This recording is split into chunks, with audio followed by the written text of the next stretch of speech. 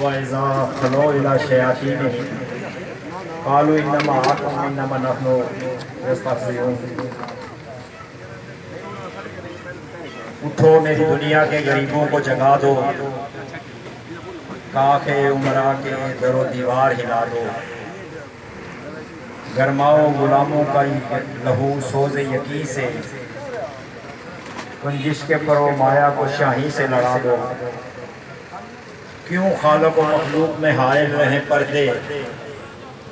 پیران کلیسا کو کلیسا سے اٹھا دو، اس کھیت سے دہقاں کو میسر نہ ہو روزی، اس کھیت کے ہر خوشہ گندم کو جلا دو۔ سٹیج پر تشریف فرما قائدین کرام اور پنڈال میں بیٹھے ہوئے مختلف سیاسی جماعتوں سے تعلق رکھنے والے احباب، بزرگوں، دوستوں، ساتھیوں، نوجوانوں، صحافی حضرات، تاجر حضرات، چھوٹے بچے، السلام علیکم ورحمۃ اللہ وبرکاتہ۔ میں آپ سب کا دلی طور پر شکر گزار ہوں کہ آپ نے جموں کشمیر لبریشن فرنٹ کی طرف سے منعقدہ اس مقبول بٹ شہید کانفرنس میں اپنا وقت نکال کر شرکت کی، ہماری گزارشات کو سننے کے لیے آپ یہاں پر تشریف لائے، اور مجھے واللہ بڑی خوشی ہوئی اتنی تعداد میں لوگ دیکھ کر یہاں پر چھوٹے سے قصبے میں، چونکہ یہاں پر ہمارے جوانوں کے لیے، ہمارے مردوں کے لیے رکنے اور رہنے کا کوئی مناسب انتظام موجود نہیں ہے۔ لوگ اپنے گھروں میں رہتے ہیں، ان کا روزگار اپنے علاقوں میں ہوتا ہے، ان کی نوکریاں اپنے علاقوں میں ہوتی ہیں۔ ہمارے ہاں نہ کوئی روزگار کا معاملہ ہے، نہ کوئی بڑا نوکریوں کا معاملہ ہے۔ ہمارا بچہ پیدا ہوتا ہے تو والدین یہ سوچتے ہیں کہ اس کو دبئی بھیجیں گے یا سعودیہ بھیجیں گے یا انگلینڈ، یورپ بھیجیں گے۔ کراچی سے لے کے راول پنڈی تک اور پھر KPK تک اور گلگت تک میں اکثر سفر کرتا ہوں تو مجھے ہوٹلوں پہ، پٹرول پمپوں پہ، سبزی منڈیوں پہ، بیکریوں پہ جب بھی کوئی بندہ ملتا ہے تو میں بلا جھجک اس سے پہلے یہ پوچھتا ہوں کہ آزاد کشمیر کے کس علاقے سے ہیں آپ؟ یعنی ہمارے نوجوانوں کا اور ہماری اس جنریشنز کا گزشتہ جو 3-4 ہماری نسلیں گزری ہیں، ان کا مقدر سبزی منڈیوں پہ اور ہوٹلوں پہ اور بیرا گیری کرنا اور ویٹری کرنا اور ساتھ ساتھ پڑھنا، اور اگر کہیں ویزے کا جگاڑ لگ جائے تو کہیں دبئی سعودیہ جانا ہے۔ تو اس لیے کسی ایک جگہ پہ اتنے چھوٹے سے علاقے میں اتنے بندوں کا اکٹھے ہونا میں سمجھتا ہوں کہ بڑی غنیمت کی بات ہے۔ کافی گفتگو ہوئی ہے، سجاد افضل صاحب نے بڑی تاریخی اور علمی باتیں کی ہیں، قاری صاحب نے اپنے انداز میں باتیں کی ہیں، طفیل صاحب نے، دوسرے احباب نے، یہاں کے مقامی احباب نے بڑی اچھی باتیں کی ہیں، اور اس میں کچھ باتیں تلخ ہوتی ہیں، کچھ باتیں لوگوں کو سمجھ میں آتی ہیں، کچھ باتیں لوگوں کو ناراض بھی کرتی ہیں۔ باتیں لوگوں کو اس لیے بھی ناراض کرتی ہیں کہ میں اکثر لوگوں سے یہ کہتا ہوں کہ جب اللہ کے رسول نے لوگوں کو اللہ کی طرف بلانے کی دعوت دی تو بے شمار لوگ جو بعد میں حلقہ بگوش اسلام ہوئے، وہ اسلام میں داخل ہوئے، جب ابتدائی طور پر انہوں نے اللہ کے پیغمبر کی باتیں سنی تو انہوں نے ان کو ماننے سے انکار کیا۔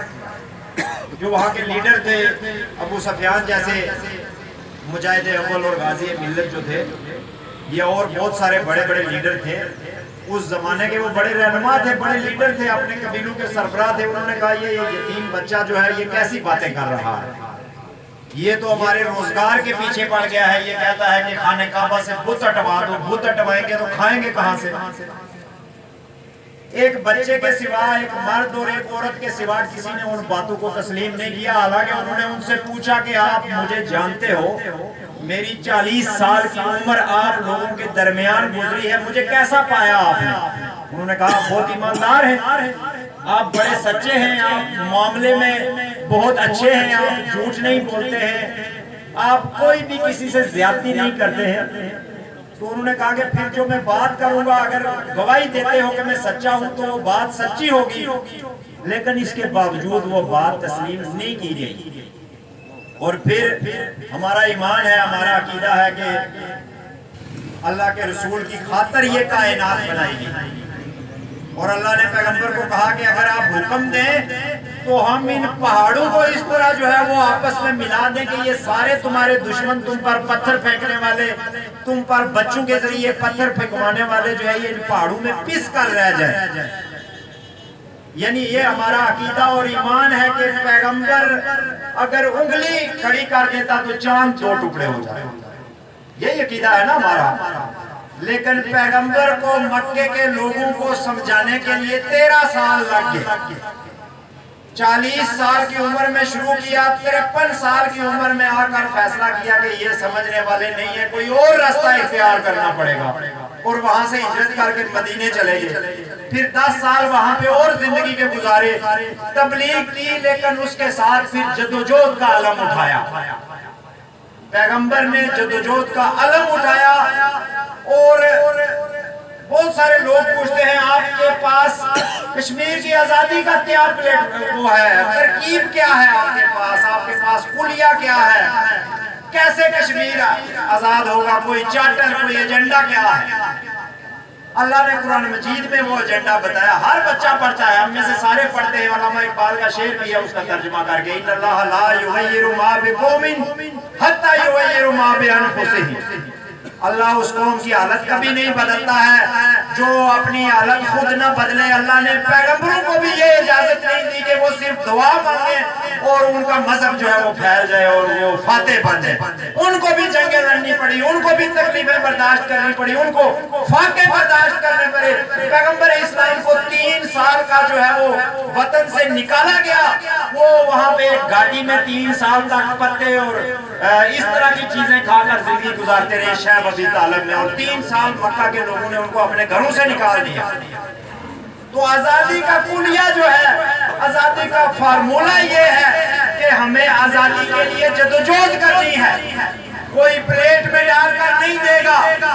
کوئی ہیرو نہیں آئے گا، کوئی محمد بن قاسم، کوئی طارق بن زیاد، کوئی باجوہ، کوئی مشرف آپ کو آگے آزادی لے کے نہیں دے سکتا۔ یہ اللہ کہا تھا کہ یہ اللہ کے قانون کے خلاف ہے کہ کوئی آپ کے لیے آپ کے حالات تبدیل کرے گا۔ یہ اختیار اللہ نے، جس طرح اور بہت سارے اختیارات اللہ نے اپنے نائب کو، اپنے بندے کو، انسان کو تفویض کیے ہیں، اس طرح اپنے حالات کو بدلنے کا اختیار بھی اللہ تعالیٰ نے انسان کو دیا۔ ہمارا پرابلم یہ ہے کہ ہمارے جو رہنما ہیں یا ہمارے لوگوں کو سیاسی شعور دینے کے لیے، قومی شعور دینے کے لیے جو سیاسی جماعتیں یہاں پہ وجود میں آئی ہیں، وہ ساری کی ساری دوسروں کے قبضے کو یہاں برقرار رکھنے کے لیے، دوسروں کے مفادات کی چوکیداری کے لیے وجود میں لائی گئی، اور انہوں نے لوگوں کو کنفیوز کیا۔ ایک سیدھا اور آسان راستہ جو تھا، جس پہ لوگوں نے کوشش شروع کی تھی 1947 میں، اس کو الجھا کر رکھ دیا گیا، آزادی کے مفہوم کو الجھا کر رکھ دیا گیا، ہمارے مسئلے کو الجھا کر رکھ دیا گیا، اور یہ نعرے لگاتے رہے ہم بلا تنہا صفائی ہیں۔ شیخ عبداللہ بلا تنہا صفائی بن گیا نہرو کا، اور سردار ابراہیم صاحب اور سردار قیوم صاحب بلا تنہا صفائی بن گئے لیاقت علی خان کی۔ حالانکہ یہ بلا تنہا صفائی نہیں ہے، یہ ہمارے حصے کے پیسے بھی کھا جاتے ہیں، یہ ہمارا بجٹ بھی کھا جاتے ہیں، یہ تو یتیموں مسکینوں کی زکوٰۃ کھا جاتے ہیں۔ یہ زکوٰۃ کے پیسوں سے بچے پڑھاتے ہیں، علاج کرواتے ہیں، پھر لوگوں کو کہتے ہیں جی ہم بلا تنہا صفائی ہیں پاکستان کے، بلا تنہا صفائی ہیں ہندوستان کے۔ اور انہوں نے یہ سارا کچھ کر کے آج ہمیں اس نہج پر چھوڑ دیا ہے کہ آج ہمیں سمجھ نہیں آ رہی کہ ہم کیا کریں۔ آج یہ کہہ رہے ہیں ہمیں آزاد کشمیر کو بچانا ہے۔ یہ 4000 مربع میل جو 84,000 مربع میل میں سے 21واں حصہ ہے، اگر ایک روٹی کے آپ 21 ٹکڑے کریں تو ایک حصہ آزاد کشمیر بچتا ہے۔ آج راجہ فاروق حیدر کا اور سردار عتیق کا اور بیرسٹر سلطان کا اور ہمارے بڑے بڑوں کا ساروں کا جو موقف ہے وہ یہ ہے کہ ہم آزاد کشمیر کی شناخت پر کوئی حرف نہیں آنے دیں گے۔ میں چیتڑے اڑا کے رکھ دوں گا جس نے آزاد کشمیر کی طرف دیکھا۔ جبکہ یہ پہلے لوگوں کو کہتے تھے ہمارے باپ دادا نے یہ بیس کیمپ بنایا ہے، ہمارے باپ دادا نے یہ احسان کر دیا ہے، سڑک نہیں مانگنا، ٹوٹی نہیں مانگنا، نوکری نہیں مانگنا، ووٹ آ کے گھر دے جانا یا غازی آباد آ کے دے جانا یا مجاہد آباد آ کے دے جانا، ہم نے تمہارے اوپر احسان کیا ہے، یہ بیس کیمپ بنایا ہے، اور یہاں سے ہم غازیوں اور مجاہدوں کی اولادیں ہیں جو آگے چل کے جو ہے وہ باقی کشمیر کو آزاد کرائیں گی۔ باقی کو کیا آزاد کرواتے آج بول رہے ہیں کہ اگر کسی نے آزاد کشمیر کی طرف دیکھا تو ہم یہ سے وہ کر دیں گے۔ اگر اتنے بہادر ہوتے، اتنے غیرت مند ہوتے، اتنے جرت مند ہوتے تو 1947 سے لے کے آج 73 سال ہو چکے ہیں، درجنوں دفعہ اس ریاست کی قیادت پر حملے کیے گئے ہیں، درجنوں دفعہ مسئلہ کشمیر پر حملے کیے گئے ہیں۔ ان غازیوں اور مجاہدوں کی اولادوں سے ہم نے کسی کو نہیں دیکھا کہ وہ جا کے سیز فائر لائن پہ جا کے کھڑے ہوئے چیلنج کریں۔ ٹوٹل ڈرامہ، ٹوٹل جھوٹ، ٹوٹل فراڈ۔ 1947 میں ڈوگرا کے خلاف سول سپریمیسی کی تحریک چل رہی تھی کہ نظام حکومت بادشاہت سے ختم ہو اور جمہوری حکومت بنائی جائے، سیاسی حکومت بنائی جائے، چونکہ دنیا کے بہت سارے ملکوں میں بادشاہتیں ختم ہو رہی ہیں۔ انہوں نے انڈیا کے اندر جو ہندوستان تقسیم ہو رہا تھا اور ہندو مسلم فسادات شروع ہو رہے تھے، یہ اس ہندو مسلم فساد کو یہاں پر لے کر آئے، یہاں پر انہوں نے فیسلیٹیٹ کیا قبائلیوں کو، اور ادھر سے جو ہے وہ بی جے پی اور RSS کے گنڈوں کو ادھر والوں نے فیسلیٹیٹ کیا۔ انہوں نے لوگوں کا قتل عام کیا اور ریاست کے حصے بکھرے کیے، انہوں نے ریاست کو تقسیم کروایا، ہمیشہ کے لیے غلام بنایا، اور 73 سالوں میں مسجدوں میں، ممبروں پہ، پارلیمنٹ میں کھڑے ہو کر یہ کہتے ہیں کہ ہم نے یہ علاقہ آزاد کروایا، انہوں نے یہ علاقہ غلام کروایا تھا۔ 47 میں جتنی لڑائی لڑی گئی اس علاقے کو غلام بنانے کے لیے لڑی گئی، اس علاقے کی، اس ریاست کی ہزاروں سالہ تاریخ کو مسخ کرنے کے لیے لڑی گئی، اس کا جو نتیجہ نکلا وہ آج آپ کے سامنے ہے۔ اور کس بے شرمی اور ڈٹائی کے ساتھ جو ہے وہ لوگوں کو بتایا جاتا ہے ہم نے پہلی گولی چلائی اور ہم نے دوسری گولی چلائی، کون سے محاذ پر چلائی؟ یہ ملک تو آزاد تھا 47 میں، اس کا تو ایک حکمران تھا جس کو مہاراجہ ہری سنگھ کہتے تھے۔ آج عتیق صاحب کھڑے ہو کے کہتے ہیں ہم مہاراجہ ہری سنگھ کی جانشین حکومت ہیں، یہاں پر کہتے ہیں یا نہیں کہتے ہیں؟ کہتے ہیں کہ ہم مہاراجہ ہری سنگھ کے جانشین ہیں اور اس کی ریاست ہے، اور ادھر سے کہتے ہیں جی ہم نے یہاں پہلی گولی چلائی اور ہم نے آزاد کروایا تھا۔ تو بھائی یہ آزاد تھا، پہلے تم نے اس کو پکڑ کے پاکستان کے حوالے کیا، ایک ایسے ملک کے جس کا کوئی وجود ہی نہیں تھا تاریخ میں، وہ ہم سے کوئی ہزاروں سال چھوٹا، عمر میں ہزاروں سال چھوٹا، پیدا ہوتے ساتھ ہی اپنی ریاست کے حصے پکڑے کر کے اس کے حوالے کر دیا۔ آج روتے پھرتے ہیں،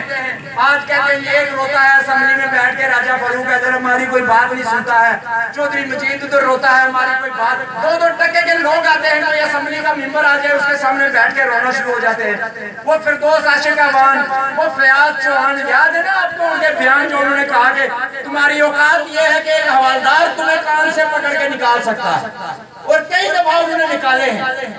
یہ کوئی نئی بات نہیں ہے، کئی دفعہ سردار قیوم صاحب کو اقتدار سے علیحدہ کیا، سردار ابراہیم صاحب کو علیحدہ کیا، ممتاز راٹھور کو علیحدہ کیا، کتنوں کو اقتدار سے علیحدہ کیا۔ اور یہ جو مسلم کانفرنس والے بڑے دعوے کرتے ہیں کہ جی ہم نے پتہ نہیں، ہم ریاست کی سب سے بڑی جماعت ہے، صاف جھوٹ، کوئی ریاست کی سب سے بڑی جماعت نہیں ہے، تاریخ اٹھا کے دیکھ لیں، یہ اتنی سی جماعت تھی جو آج یہ وظیفوں میں پلنے والی جماعت تھی، یہ بنیادی طور پہ جس کو مسلم کانفرنس کہتے ہیں۔ 1947 سے لے کے 1960 تک ان سارے لیڈروں کے پاکستان نے وظیفے لگائے ہوئے تھے، انہوں نے کوئی الیکشن نہیں لڑا، کوئی سردار ابراہیم پہلا صدر منتخب نہیں تھا، پاکستان نے کان سے پکڑ کے بٹھایا، سردار قیوم کو پکڑ کے بٹھایا، دوسروں کو 1960 تک تو الیکشن ہی نہیں ہوئے آزاد کشمیر کے اندر، اور ان کی تنخواہیں مقرر تھی، ان کے وظیفے مقرر تھے، اور یہ اتنی سی پارٹی تھی، اتنی سی پارٹی، ڈرائنگ روم میں آنے والی پارٹی جس کو مسلم کانفرنس کہتے ہیں، وہ نیشنل کانفرنس تھی، وہ پارٹی علیحدہ ہو گئی تھی 1939 میں مسلم کانفرنس سے۔ اور ابھی چند دن پہلے یہاں پر صدر آزاد کشمیر نے کہا کہ 47 میں مہاراجہ ہری سنگھ اور شیخ عبداللہ جو تھے وہ ریاست کو خود مختار رکھنا چاہتے تھے، یہ جو خود مختاری والے ہیں یہ مہاراجہ ہری سنگھ کے اور شیخ عبداللہ کے ایجنٹ ہیں۔ اب مہاراجہ ہری سنگھ ریاست کا حکمران تھا، مالک تھا اس کا،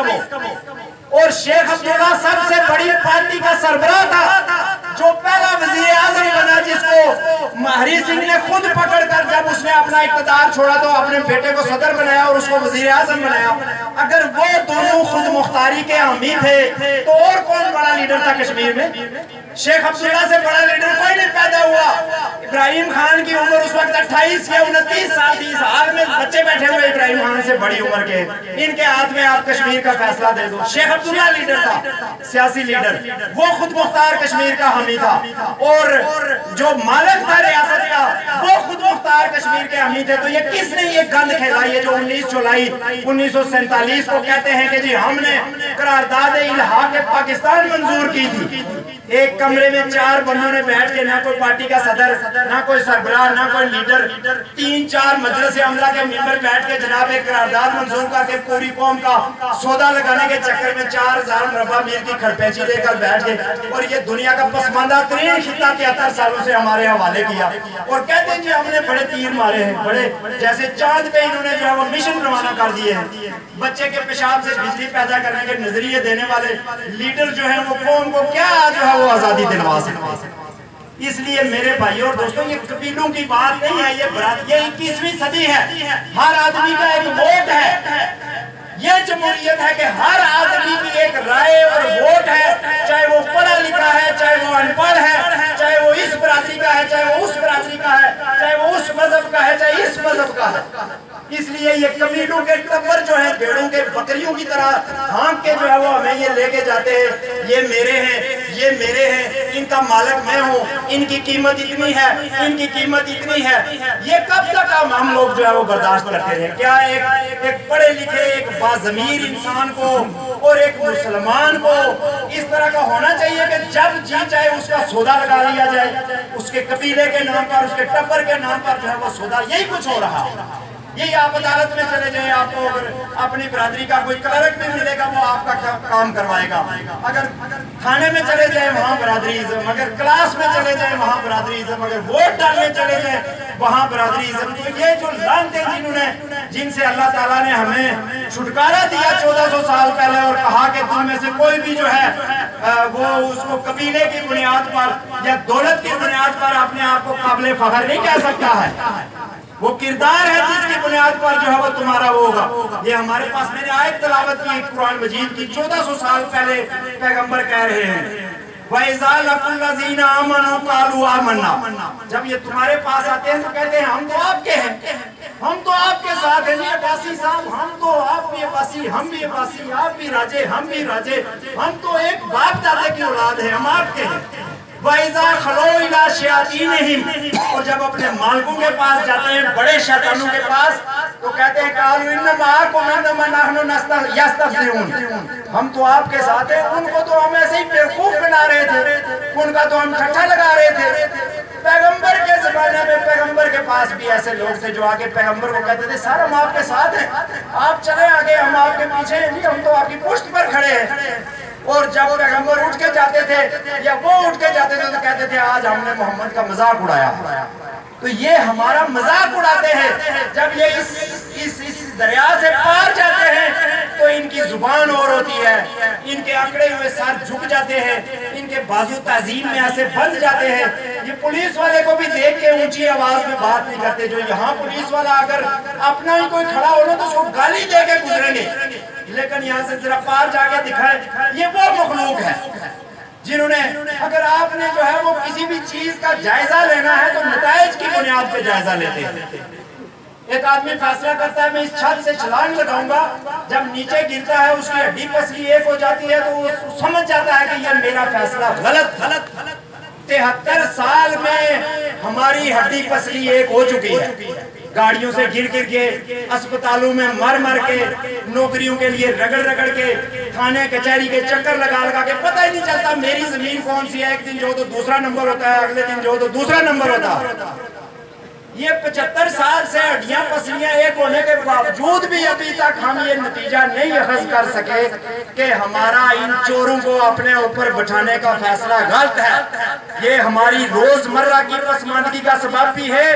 اور ہماری غلامی کا سبب بھی ہے، اور غلامی کو طوالت اسی طرح دی جاتی ہے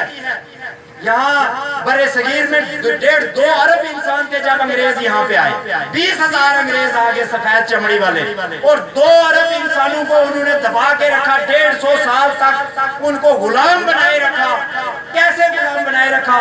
انہوں نے جاگیردار خریدے, انہوں نے سرمایہ دار خریدے, انہوں نے قبیلوں کے لیڈر خریدے, انہوں نے مولوی خریدے, انہوں نے اس طرح کے لوگ خریدے, فرقے بنائے, لوگوں کے برادریاں بنائی, قبیلے بنائے, نمبرداریاں تقسیم کی, اور ان کو اپنی وفاداری پر تیار کیا, اور وہ اپنے لوگوں کو مار کر کچل کر ان 20,000 گوری چمڑے والوں کی 150 سال تک وفاداری کرتے رہے. 1946 میں جب پاکستان بننے کے قریب تھا تو یہ جو پنجاب جو آج پاکستان کا سب سے بڑا دعوے دار ہے, جو دوسروں کو پاکستانی سمجھتا ہی نہیں ہے, یہ پنجاب انگریزوں کی پارٹی کو جتوایا. اسے 1946 کے الیکشن میں یونینسٹ پارٹی جو انگریزوں کی حامی تھی, جو قبضے کی حامی تھی, وہ 1946 میں پنجاب کا الیکشن جیت گئی. اور کون تھے اس کے جتوانے والے؟ یہی کھر, رائلے, ٹوانے, گیلانی, یہ جو قریشی, انہی کے باپ دادا تھے. یہ جو آج بھی بڑی بڑی گدیوں والے ملتان میں اور باولپور میں اور ادھر ادھر بیٹھے ہوئے, جن کے آگے پیچھے ہزاروں کی تعداد میں جو ہے وہ سر جھکائے لوگ کھڑے ہوتے ہیں, یہ انگریزوں کے اس وقت ٹاؤٹ تھے. اور یہ آج بھی باعزت ہیں,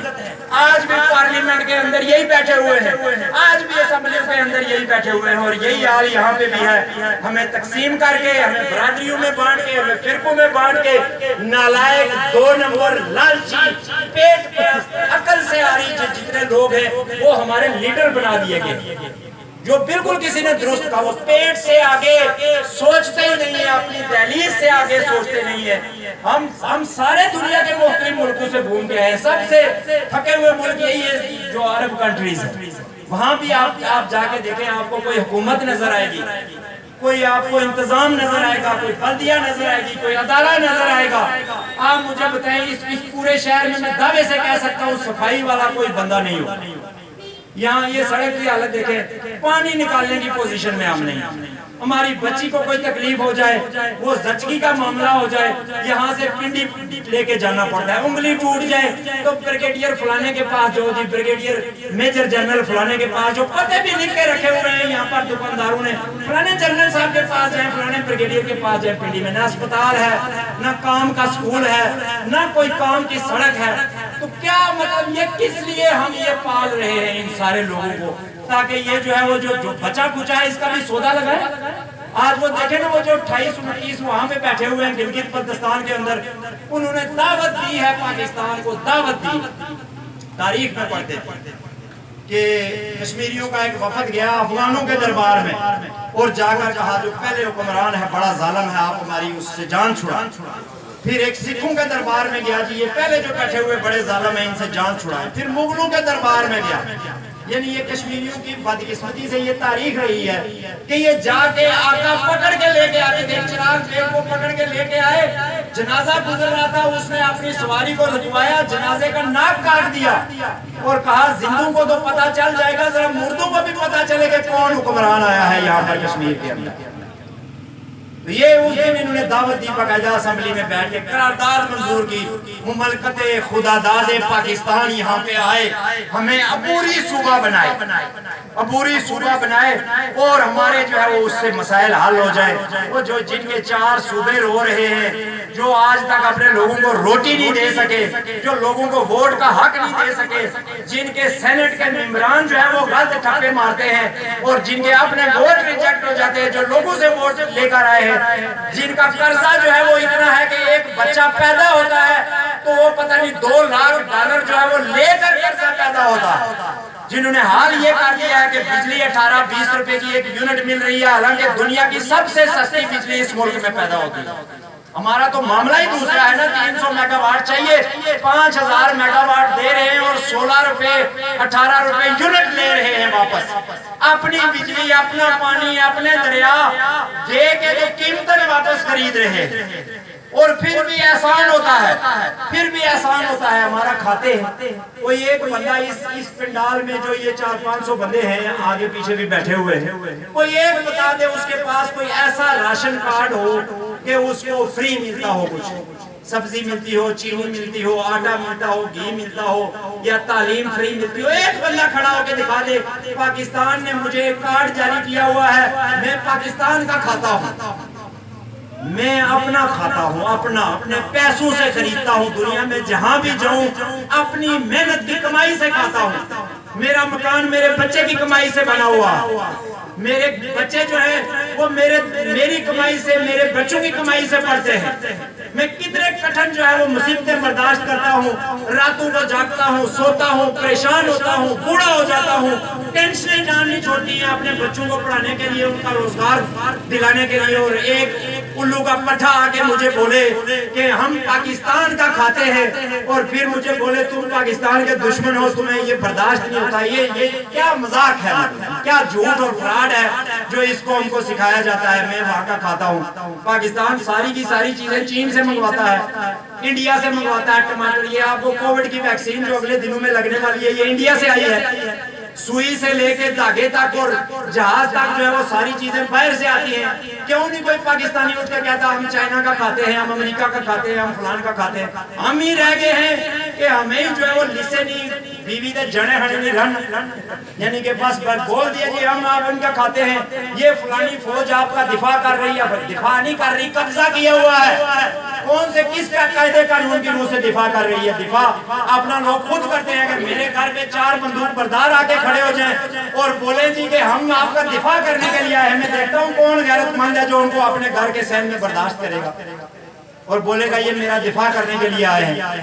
47 میں وہ جس طرح سجاد صاحب نے کہا کوئی سٹینڈ نہیں ہے,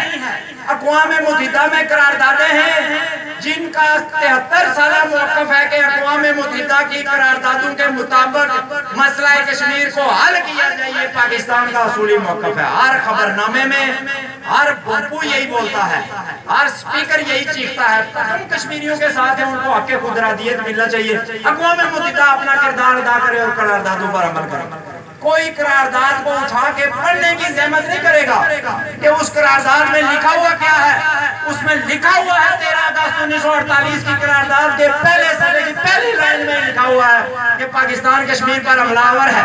پاکستان نے قبضہ کیا, جو مہاراجہ حکمران تھا اس نے انڈیا کو اپنی مدد کے لیے بلایا. یہ اس قرارداد میں لکھا ہوا